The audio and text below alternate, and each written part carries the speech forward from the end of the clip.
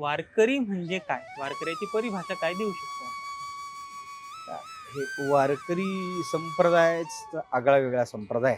हं. वारकरी या शब्दाचा अर्थ सांगायचं झालं तर आपल्या उपास्य परमात्म्याच्या गावाला हं.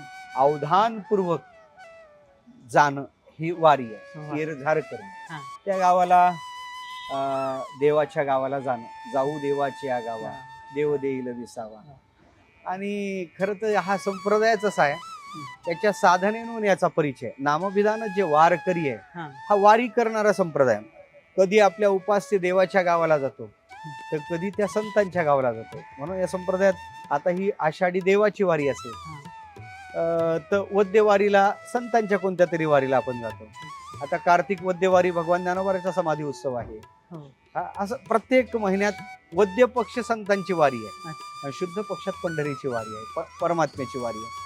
असा वारी करणारा संप्रदाय हा वारकरी संप्रदाय. आता वारकरी या शब्दाचा विचार करायचा झाला तर वार शब्द आहे, करिया कर्तृत्वबोधक पदाशी मेळ घालून वारकरी शब्द तयार होतो.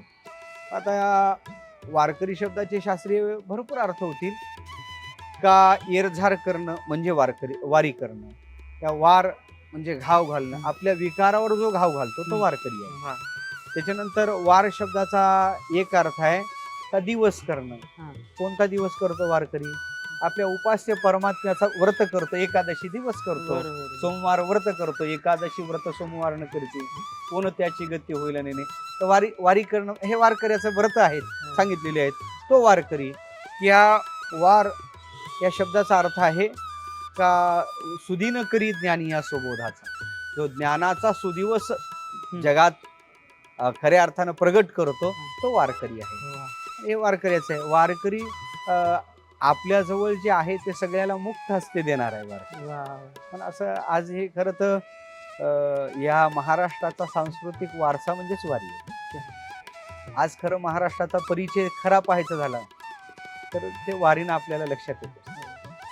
अतिशय शिस्तप्रिय, कोणत्याही प्रकारचं याच्यात पोलीस प्रशासन काय नाही, स्वयंशिस्तीत चालणारा तो वारकरी. हो. स्वयंशिस्तीत त्याला पार नियम सांगण्याची गरज नाही. तो नियम, आपलं भजन, आपल्या नियमानुसार तो सकाळी उठलेला असेल, रात्रभर जागर करणारा असेल, रात्रभर जागर असतात ज्ञानोबाच्या तळावर, रात्रभर जागर. सकाळी काकडा असतो, काकड्याला तो हजरच असतो. असे काही निष्ठान गुरु रे बाबाचीच वारी मी पाहिली. ज्ञानोबाराय निघाल्यानंतर निघायचं, ज्ञानोबाराची पालखी थांबल्यानंतरच थांबायचं, ज्ञानोबाराय विसाव्याला बसली तरच बसायचं. ज्ञानोबाराय जर पालखीत रथ उभा आहे आणि पालखी त्यातच आहे, उभे तर मग उभेच. इतक्या निष्ठेची वारी होती बाबांची वारी इतक्या निष्ठेची होती. हे खरे वारकरी बरं का, हे वारकरी. मग देहाचा विचार करायचा नाही, आपल्या देहाचा सुद्धा विचार न करता केवळ देवावर निरतिशय प्रेम आहे, आणि त्या प्रेमामुळं भगवान परमात्म्याच्या उपास्याच्या गावाला अवधानपूर्वक जाणं ही वारी. त्याला अभिगमन म्हणतात. म्हणजे नारद पंचरात्र नावाच्या ग्रंथात जी साधना सांगितली, त्या पंचांग साधनेत अभिगमन नावाची एक साधना आहे, त्याच्या अंतर्गत वारी आहे. ही वारी आहे.